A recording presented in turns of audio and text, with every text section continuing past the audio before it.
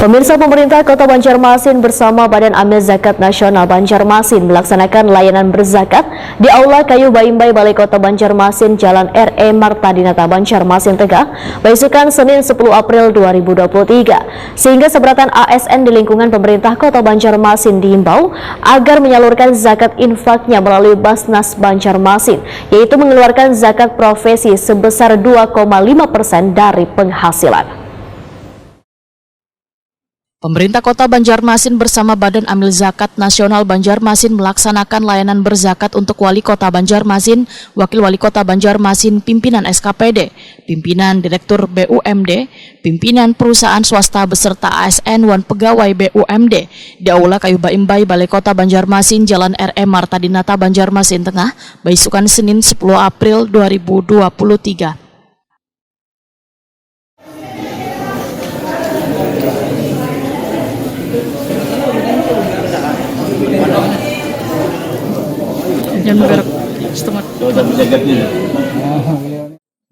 Wali Kota Banjarmasin Ibnu Sina Waitakoni Prima TV memadahkan, kegiatan layanan berzakat merupakan bagian dari gerakan nasional untuk berzakat bagi bubuhan pemimpin, kepala daerah maupun pimpinan suatu perusahaan di seluruh Indonesia. Sehingga seberataan ASN di lingkungan pemerintah Kota Banjarmasin dihimbau agar menyalurkan zakat infaknya melalui Basnas Banjarmasin, yaitu dengan mengeluarkan zakat profesi sebesar 2,5% dari penghasilan. Ibnu Sina menyatakan pemerintah kota pun saban tahun rutin mengalokasikan dana hibah kepada Basnas Banjarmasin untuk mendukung program-program bermanfaat yang sudah ditetapkan, baik dari segi aspek peningkatan pengumpulan maupun pendistribusian layanan, serta kegiatan yang bersifat non-APBD yang kaya penanganan rumah kadalayak huni, bedah rumah, dan lainnya.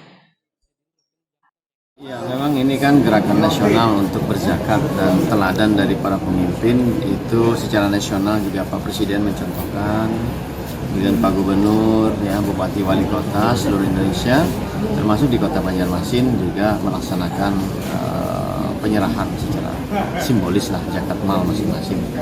Walaupun tadi sudah disampaikan bahwa beberapa waktu yang lalu Wali Kota Banjarmasin sudah mengeluarkan surat edaran kepada ASN se-Pemkoan agar juga menyerahkan zakat infak sedekahnya kepada Basnas Kota Banjarmasin, sekaligus himbauan kami untuk mengeluarkan zakat profesi. Zakat profesi ini kan kalau kriteria MUI itu sama 2,5%, termasuk juga fatwa Supardawi juga 2,5%, dan itu menjadi referensi bagi kita. Nah, diharapkan dari 7.000 lebih ASN Pemko Banjarmasin ini, kalau dipotong 2,5% saja dari penghasilan mereka, itu pasti akan sangat besar angkanya untuk bisa didistribusikan melalui dikelola melalui Basnas Kota Banjarmasin. Ketua Basnas Banjarmasin Ridwan Maskur memadahkan target pendapatan zakat infak dari ASN di lingkungan pemerintah kota sebesar 12 miliar rupiah. Basnas Banjarmasin pun terus berupaya melaksanakan berbagai program nang sepadan dengan zakat nang didapat. Semakin banyak zakat nang diterima, maka ujar Ridwan Maskur, akan semakin banyak pula program-program nang akan dilaksanakan. Kalau target menurut keterangan Kepala Bakauda, kita pakai istilah Bakauda ya, itu untuk ASN Kota Banjarmasin dengan 2 dan 3 berikut yang di bawahnya. Itu kisaran antara 9 sampai 12 miliar. Itu hitungan Sudin dari Bakauda.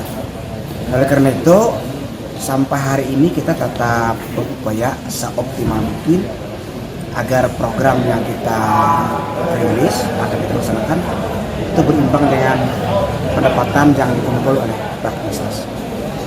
Nilai zakat yang kita kumpulkan sampai hari ini ada sekitar baru 5%. 5%.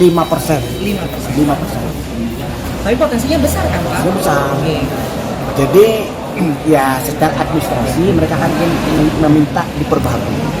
Saya dengan Pak Ihsan Budiman sudah connect, dia akan minta data dari ASN yang di lingkup Sekda, kemudian di lingkup ASN lain untuk melihat ASN mana atau SKP di mana yang sudah dari seluruh. Ridwan Maskur menambahkan, nilai zakat ASN yang telah dikumpulkan sementara baru mencapai sekitar 5% dari target yang ditentukan.